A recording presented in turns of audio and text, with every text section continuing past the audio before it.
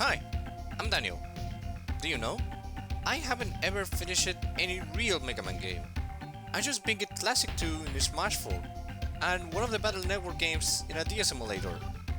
I guess I wasn't interested back then, but nowadays thanks to YouTube, I learned so much about the series without even playing the games. Most of those games are on compilations. I don't really like those because most of them are just emulation. It's not running locally like a true port. Then why am I so interested in the Zero series? I'm in the middle of a Nintendo 6-gen craze, and this series is recommended by almost everyone when it comes to this system. That's pretty much it. I want to try many things in this era of Nintendo. Let's go. Time to finish my first Mega Man game.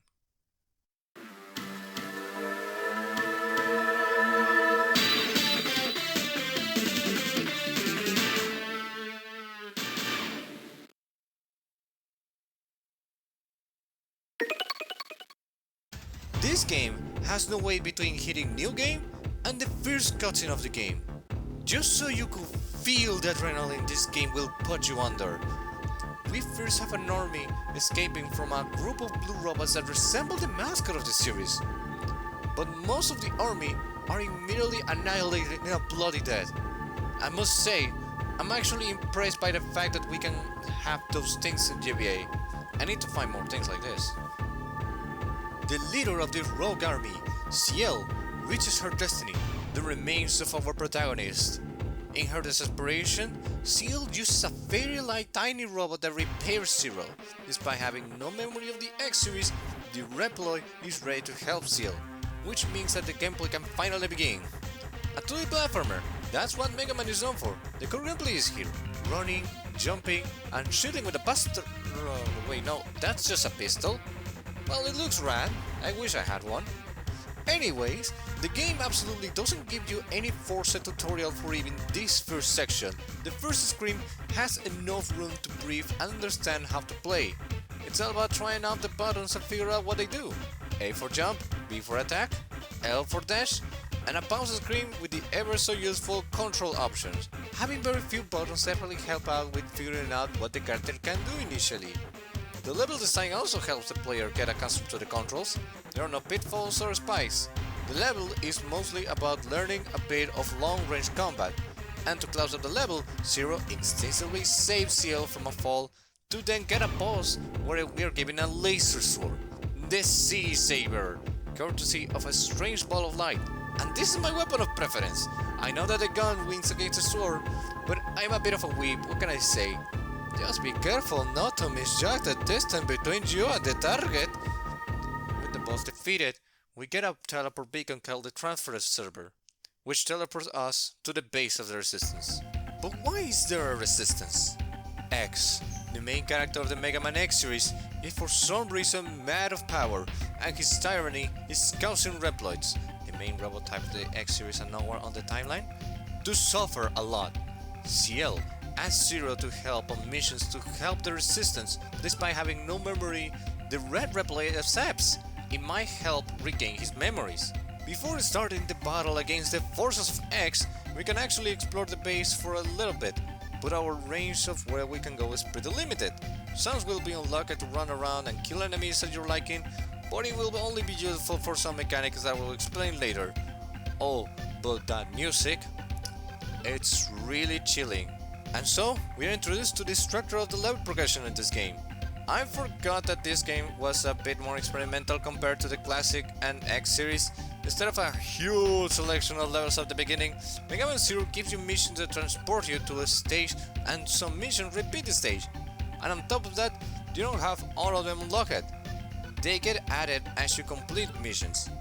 The first one given to you is a rescue mission for a red play about to go through a garbage disposal. So to begin, how about I talk about the first mission?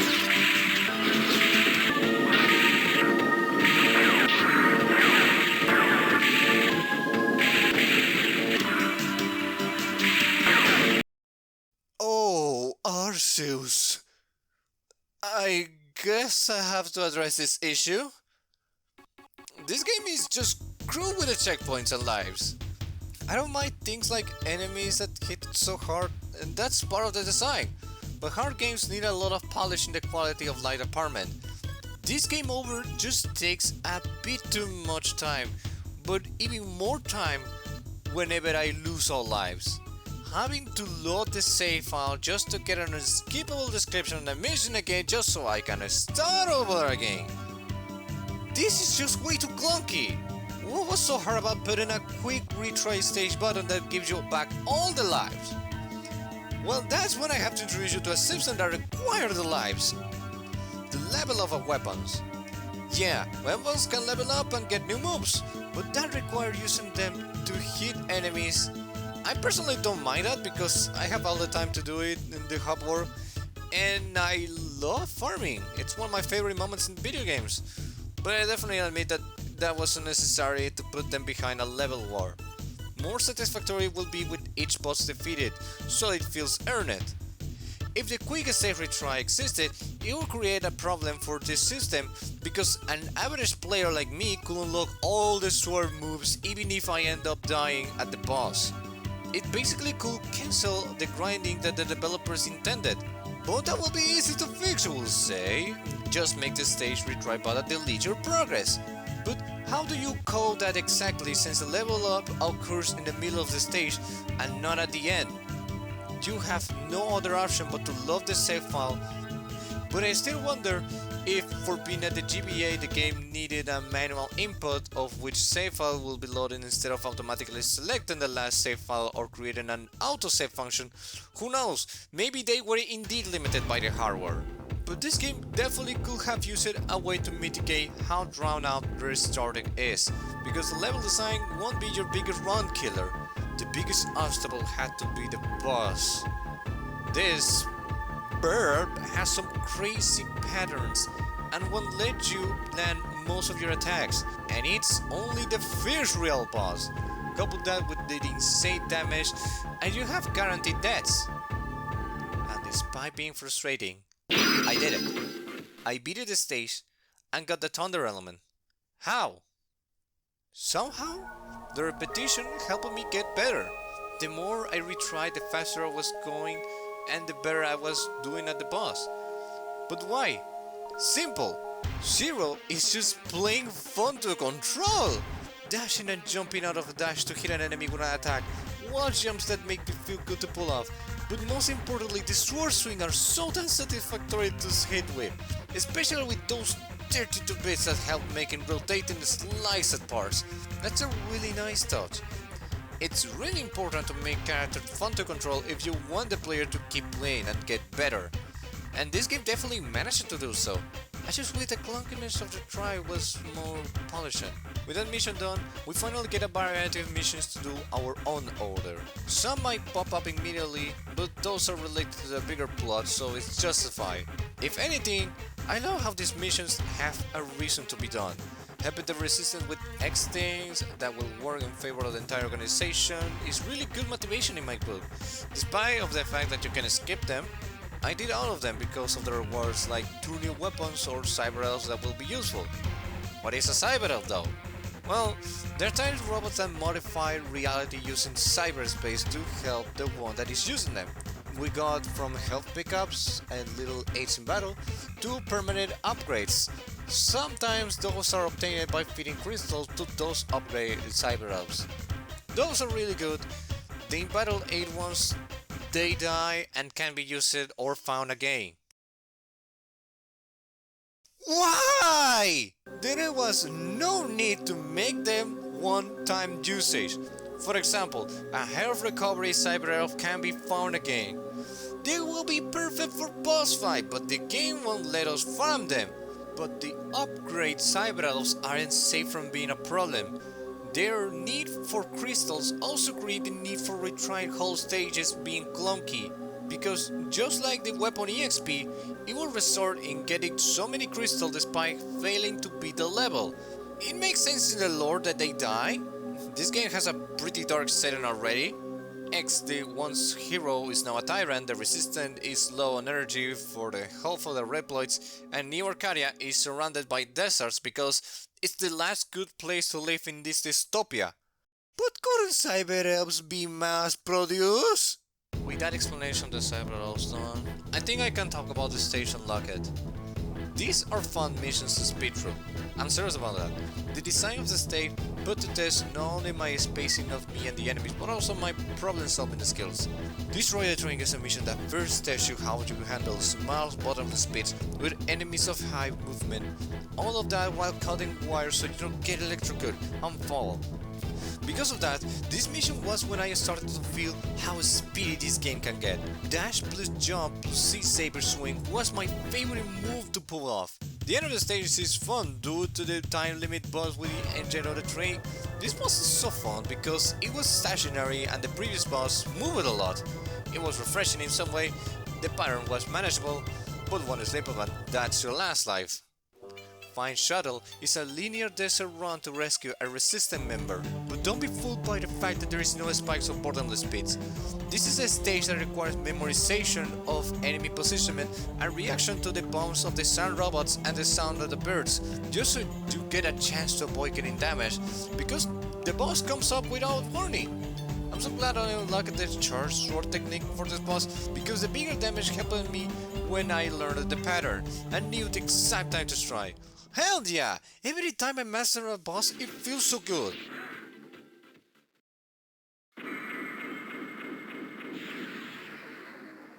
Retrieve data takes us back to the beginning with some enemies to find and beams to avoid, but the real show is the elephant boss. It was actually easy, but the real problem was escaping the lab before being crushed. It was frustrating because I didn't know I could break those walls. Guess I am not so intelligent. Occupy Factory can be a somewhat stealth section, but if you're fast enough, you can just escape being stealthy. The problem comes up when you're forced to do this section with moving platforms. I hated this, but it wasn't that much of a deal. Memorization helped it, but god, I'm so traumatized. It doesn't help that, guess what? You have to go through it when you're out of lives, and the boss took life from me on many occasions. But even so, the boss is really fun. The pattern of the many hits was such a joy to learn how to avoid them, and my favorite thing is that I learned to stay in the range of my aerial attacks on top of potentially increasing the damage dealt.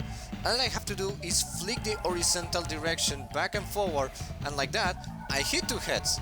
That was so fun! The boss gave me the fire element for saving boss weaknesses, especially for the boss of the Find Hidden Base mission. This is an interesting mission that takes the desert and creates a different path from it. We go underground to avoid some spikes that are put to test over dashing and wall jumping. Entering the base leads us to a section where we defeat enemies without being spotted, just so we can free the soldiers. Yeah, you can actually go and brute force it, no problem. The boss was actually super easy, and thanks to it, I have the 3 elements. See, these missions are so fun, but also meaningful.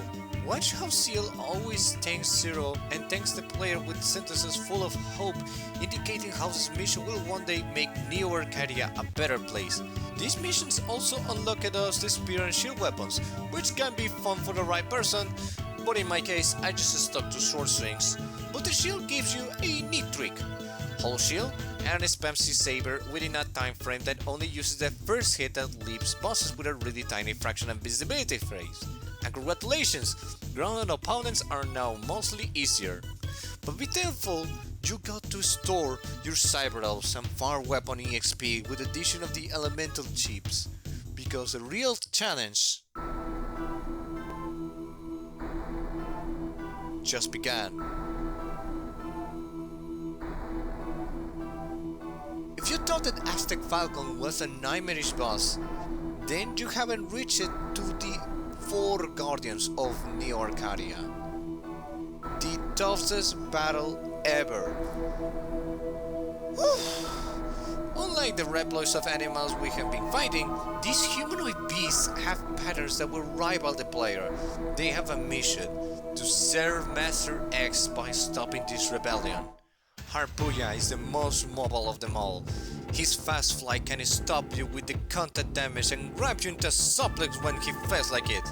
He also has a projectile sequence that happened every time I hit him with a nice effective charge slap.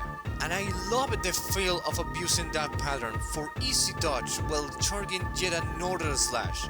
A fun boss when the pattern is learned. I just wish that it wasn't a large bottomless pit with precise platforming before reaching him. I enjoyed the fight, but not the platforming. Then again, the lives in checkpoint are so unforgiving.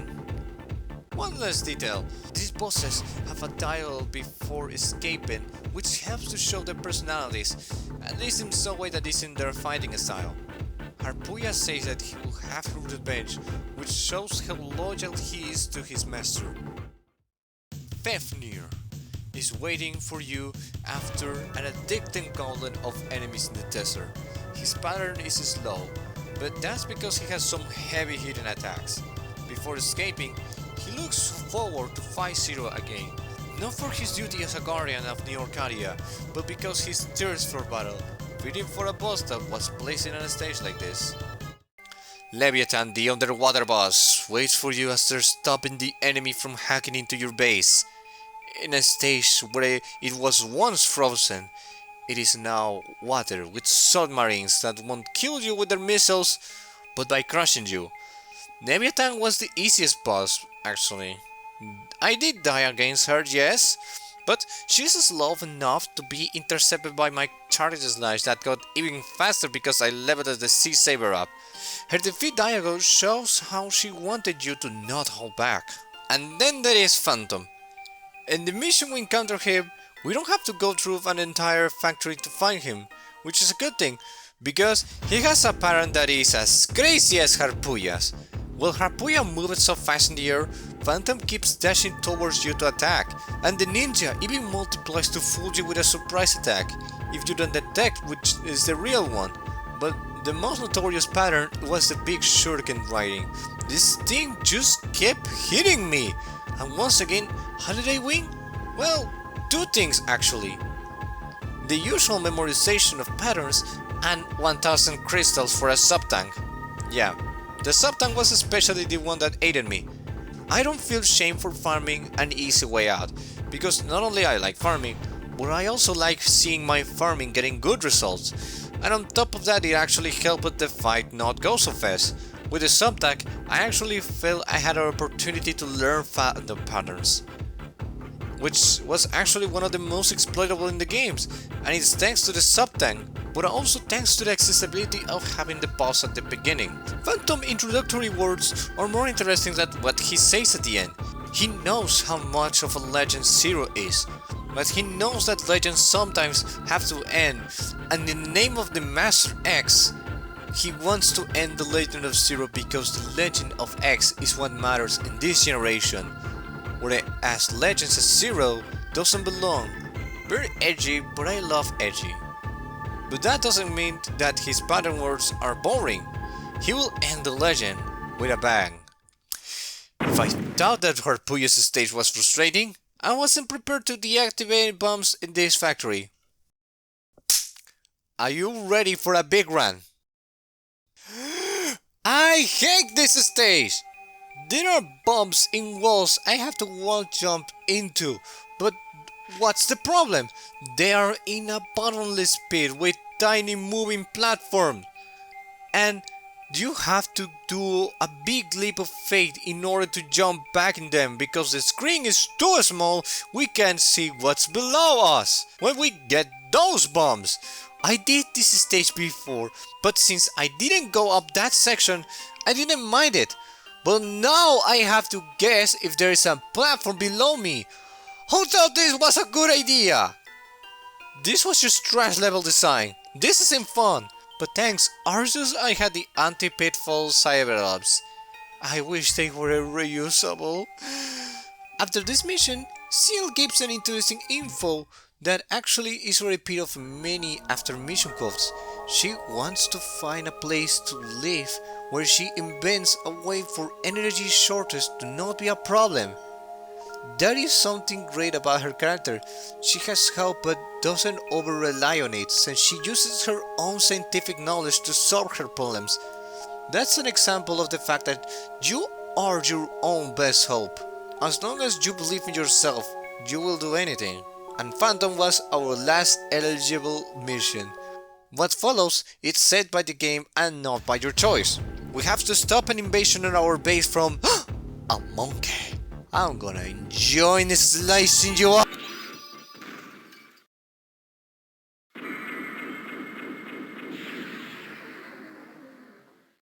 There is one problem right now though. The resistance got invaded. This means that the top of New Arcadia, Master X, knows what to do to defeat us. Zero with his forward thinking suggests to go face the Tyrant straight ahead. But the resistance can't reach the transfer server in New Arcadia. But the same mysterious cyber elves managed to connect to the transfer server of the Shrine of New Arcadia. The line just wants that copy of itself to be done for. Ciel is the only one that picks up what the cyber elf meant, but Zero only heard that he can complete this rebellion once and for all. The time has come. But before wrapping up this adventure, I want to talk about the visuals and sound. This game meets the standard quality of the sprites and scenarios typical of the GBA, or just plain 32-bit games despite the GBA having a lower resolution. The smooth sprite animation with this really anime-like design are so damn good to look at.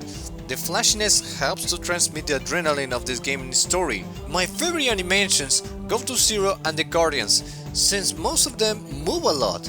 And in a game where all the action and the combat is the most intense part, it's really important to have crazily good attack animations. And even if some enemies have minimal animations, they make up with how good the shading is thanks to the 32-bit range of colors and the creative design of them. The levels are so detailed they don't look as if they were made in a level editor. They are designed and drawn to look like believable environments, even if the level themes repeat sometimes. Speaking of repetition, just like how some mission repeated scenarios, stage or mission, music is also repeated. At the very least, there are some tracks exclusive to certain sectors.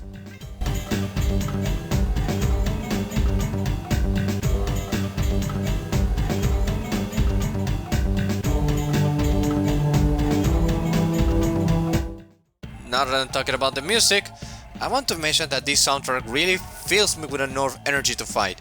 This instrument and composition managed to give me a futuristic and dystopian feeling that is just a perfect fit for this setting.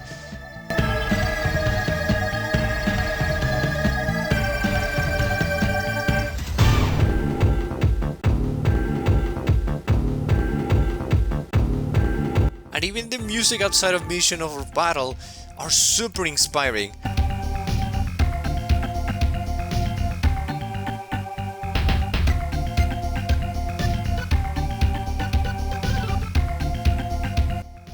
Megaman fans don't lie when they tell you that this franchise has a great soundtrack that enhances the experience of playing. With this much quality of assets, I am surprised that the very important UI elements get super simplified. The dialogue boxes. I just don't get it. The game has these heavy dialogue moments and the devs didn't bother to put a border like these secondary dialogue boxes? But at least the rest of the UI has enough style for my liking. The status menu is really good and I love the portraits made for this game. Even with the low resolution, the GBL is still a good place to make pixel art portraits. With these topics out of the way, time to take a look at the endgame of this difficult journey. The Neo Arcadia stages are tough, but at least it's just 3 of them. Neo Arcadia is a linear stage that just has a lot of enemies, and an interesting platformer challenge. Since there are almost no bottomless pits, I can enjoy this platformer challenge because I can try again with next to no repercussions. Just making sure I don't get hit with the enemies. Another thing that I love is a triple boss time. Since the boss battle are the parts that I look forward the most, it was a treat to play this level. But I guess the joy of playing this stage was just a way for the game to lure me into playing the worst stage I have experienced in the GBA. No! The worst stage that I play in my life. Are you ready for another rant? Because I am not holding back. Neo Arcadia Tower is trash level design. this stage begins with a slow motherfucking elevator, which if you want to skip it, you will be required to have speedrunner abilities or maybe even test levels of precision. And why is this elevator so annoying? Because the rest of the stage is filled to the brim with spikes that will instantly kill you. And if you don't have lives, you have to start the stage again and wait to go up the slow elevator again. I have screamed so much at this stage. My frustration was at a much higher point than in the bottomless pit stages. I was so ruined. I just said save states. And thank God the save state made me laugh a little bit with the graphical glitches, because I needed a stress relief. Mega Man X Corrupted? Ha! I present to you Megaman Zero Corrupted.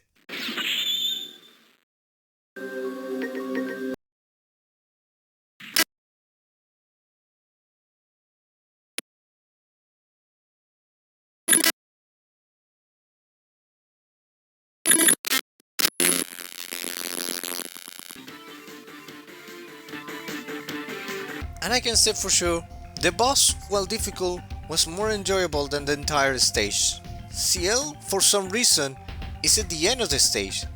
She has a revelation for Zero. This X is false, and it just doesn't matter. Legendary hero or just a copy, this tyrant has a fall. A tyrant that was created by Ciel. She believed that this copy will do good, but all it caused was the death of Reploids that disobeyed Copy X. And for Zero, this is not a big deal for him. Ciel did what she thought was right, but what matters now is that he's going after Copy X, because that's what a hero does after all. Here we are. The core of Neo Arcadia barely has any platforming. It's just a setup to finally confront X. But there is one final challenge to get there. Well, it's not a challenge, it's a giant challenge. It's the Mega Man Boss Rush. I'm surprised that it was only 8 fights considering the amount of replays and machines we found, but I guess they wanted to make it only 8 like almost any Mega Man game. And it's basically a blessing because more bosses would have been too much. The 2 sub-tanks that I had were not. I had to use Cyber Elves. And now, I must say this. Oh man, I love this stage. It's basically just boss fights. They all have dialogue referring to the time they lost. Even if they don't have new moves, I absolutely love the fact that they recognize their defeats. And I really like it how I actually remembered some of the patterns. It's as if I was getting better. And that was the best feeling that this game with the boss fight were giving me. I didn't want to do unfair platforming. It's really cathartic after what I went through. The fight with the 4 Guardians are one of my favorites. Their personalities really enhance their fights, especially Phantom. He was so loyal to the end, to the point that he tried killing Zero by blowing himself up.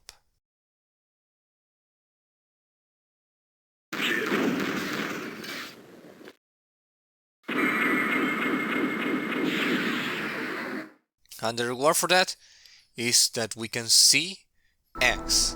No, Copy X.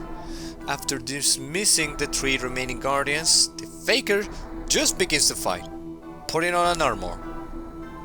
And that's a burn boss fight. It's a very large scenario with almost no details, not even a throne. Copy X patterns are kinda predictable, and even if you want to go crazy and use a shield trick, Copy X just has 2 health bars as opposed to 3, not even a special music. The armor is cool. At least I can call this a warm-up, because there is a second phase. Of course, it was a final boss, why not? The boss music stops. A version of the Neo Arcadia Guardian intro music that has a missing instrument plays, as Zero mocks the Faker for being weaker than the foggy memories the Red Replay has of his friend. But Copy X won't give up. He takes up an angelic form. He takes away most of the ground that were left with two moving walls that will grant access to the head of the faker, the weak point. Now this is a more challenging fight.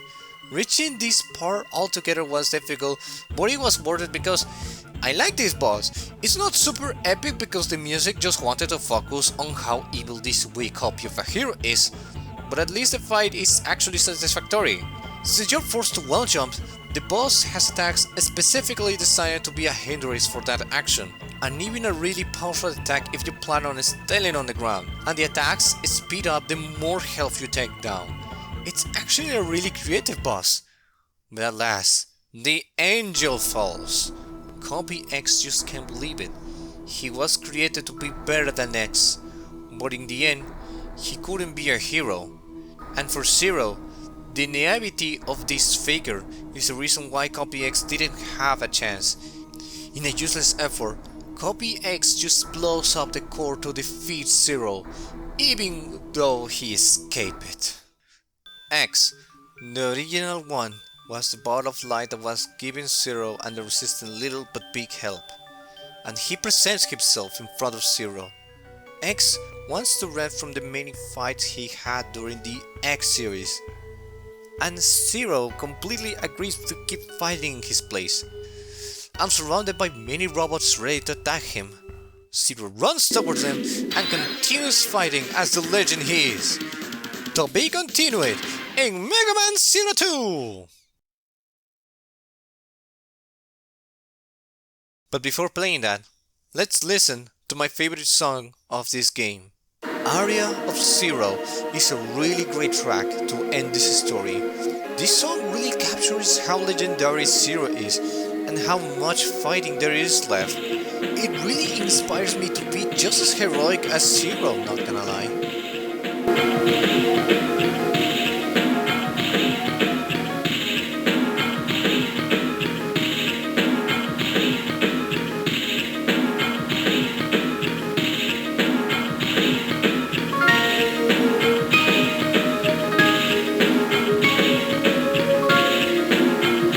But there is a better version of this.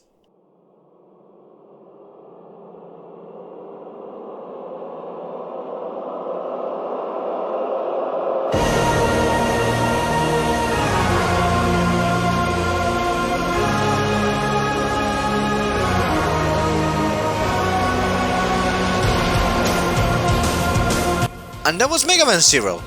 This was a really adrenaline-filled experience that only needed to be just Mega Man but with a swordsman as the player. But no. Inti Creates went an extra mile and made the combat so satisfactory. Some of the best EVA music to get pumped up, and a story that was simple. The characters and setting definitely make this appreciable. But this game has very present problems still. A Silver Delphox Award for some of the most intense yet fun fights I ever had on the GBA, but really dumb problems like the cyber being limited and trash level designs sometimes. And yeah, a special mention for the clunky retry system. Golden Delphox Award for the assets. While it doesn't reach perfection, I'm not gonna lie, I wish I knew how to make these assets. Especially the animations. I am a big fan of swordsmen's, and I can't really give any award for this story though. You see, it's not really conclusive, and all the games have an interconnected story, but this game could be considered like an arc in this giant plot. So I decided that this arc deserves a Silver Delphox Award. It's not so deep, but the setting and the characters make this a really charming story. And with that, my verdict is a really fun game. And that's all I wanted to say about Megaman Zero. Definitely the hardest game I ever played on the GBA. Will the next video actually be Megaman Zero 2? Definitely. How long will it take it? It depends. Even for a shorter video, editing has become a chore. But that's not gonna stop me from seeing you guys in the next review. Because with the experience of playing Mega Man Zero and new methods of editing and scripting I can try, I have hope. I'll see you guys soon enough. After all, I need to finish playing this series to get context of why the music is so epic. And yeah, the sound quality of my voice is weird. I was just trying new ways of recording. See ya!